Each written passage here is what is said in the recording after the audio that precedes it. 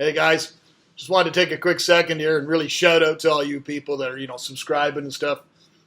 Absolutely from the heart. Thank you very, very much. I'm absolutely blown away, and when I see all these new people subscribing all the time, getting over the 450 mark in just a couple of weeks is just mind-blowing to me. So thank you to you. Hopefully you're enjoying the content. I'm going to keep putting it out. Now, today's video is going to be a little bit different than anything else. I have I have lots of little topics and stuff, but they're not really, I don't want to release them just as one little video and stuff. I don't want to send you guys out with a video. It's a minute and a half long. I want to give you some stuff that has some more content, things that are a little bit more compelling, things that you'll think about. But the first thing that we're going to touch on in the video is we're going to have a quick little review, more of go back and relook at the dugout pond in my backyard. Now that spring's kind of in full bloom now, and we're going into our 3 weeks of winter, or sorry, 3 weeks of summer period, I thought maybe I'd give you a nice little update on the pond and what's happening with it. Doesn't look as bleak as it once thought. And the second part of the video is actually going to be, I was up in northern Manitoba near Gimli, which is on Lake Winnipeg. Lake Winnipeg is a massive, massive body of water. I think it's like 6th or 7th or 8th or 9th. It's one of the largest bodies of fresh water on the planet. It's a massive, massive inland freshwater sea.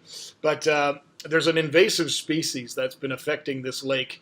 The population on this species has exploded, and it's basically causing lots of infrastructure damage and damage to the beaches and stuff like that. So I actually had to make a trip up to Gimli to do some footage and stuff, so I can kind of give you guys a highlight of what's happening there.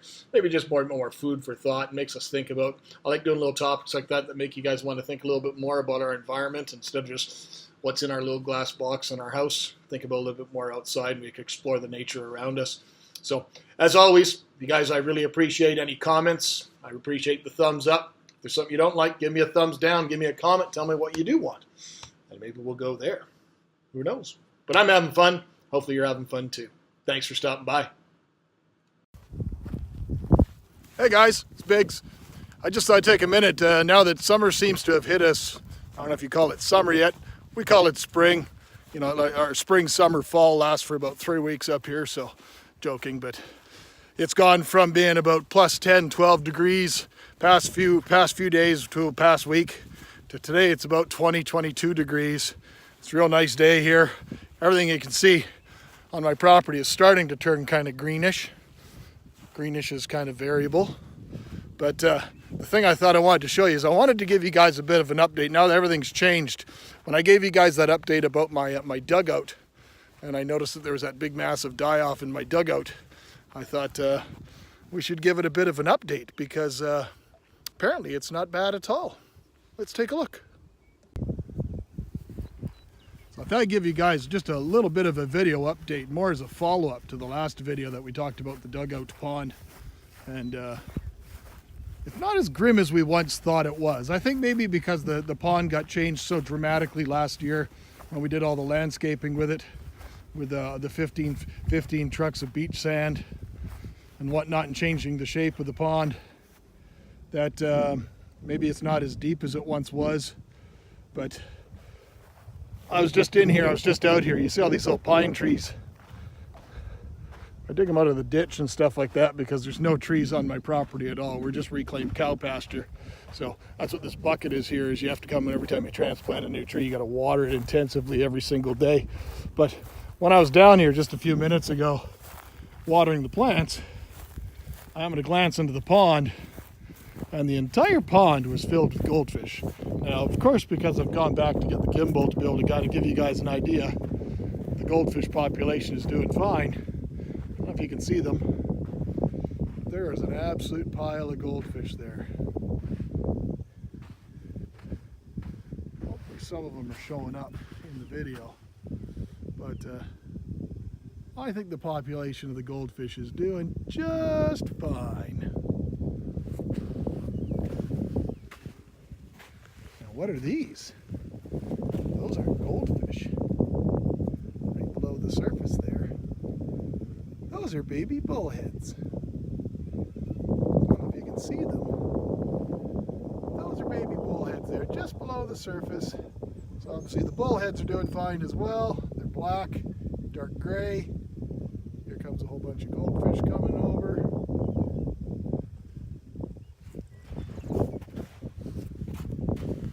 So Obviously there's no issues at all. The pond is healthy, so the die-off, we have no idea. The one that was more odd was the fact that all the native leopard frogs were dying off, and that one we couldn't understand at all. But the goldfish population seems to be nice and healthy again. Insect controls in place. Windmill's working good. Pond's nice and aerated over there. Nice little school of goldfish coming right up to the surface. Well, I can see them. Not sure if they're showing up well on the video or not, but let's take a peek.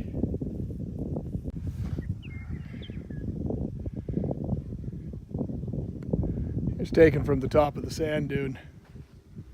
I don't know if you can see them, but I see some goldfish pretty clear there. Now granted, there's only about 5 or 6 there, but when I came down here earlier, there's hundreds of healthy 3 to 4 inch goldfish all throughout the pond.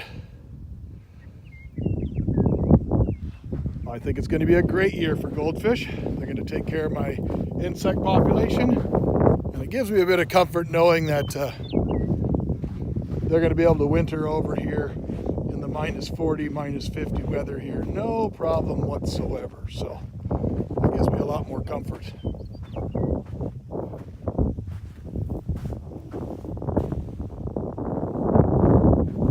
The population of them near the sandbank here.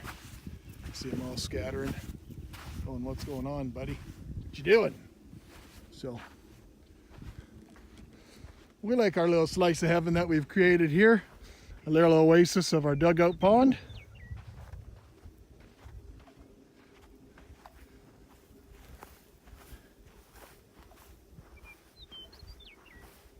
Hey guys, it's Biggs. I'm sitting up here near Gimli, Manitoba. This is Lake Winnipeg, and behind me, you can see it's still kind of frozen. But the topic we're going to talk about today is a little bit more important, and it's talking about invasive species. And then you wouldn't think much looking at a lake that's still frozen. You wouldn't think much about invasive species, but the species we're talking about isn't a fish. It's actually a mussel. It's called the zebra mussel. I'm going to go into, so I have a little talk about the zebra mussel and how it relates to this lake and lakes all over North America. Zebra mussels are a small fingernail-sized mollusk that originally came from it's native to the Caspian Sea. They're not native to our lakes whatsoever, and they multiply extremely fast. One mussel can produce millions of eggs during a single spawning season.